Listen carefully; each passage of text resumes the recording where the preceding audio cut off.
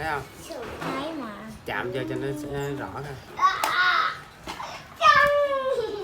Mấy con chim nó làm gì mà không? Chim nó hót thằng nghe nè.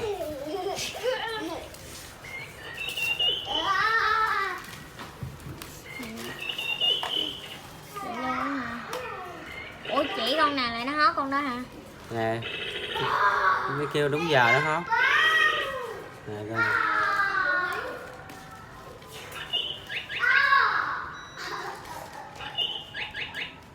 Trời, con mỏi tay quá lẹ lên không? Thấy không? Nè coi nè, cho nó kêu nữa nè. Mỏi tay.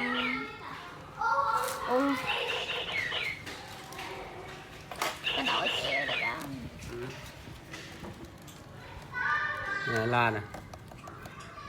Thấy không? Thấy cái la. Rồi. Hết rồi hả? Thầy chỉnh giờ. Cúp đây, cúp nha. À. Cúp nha. Con một cúp một cái là không quay được nữa đó nha. Được chưa? Thấy không? Hay không? À. Kêu 3 tiếng.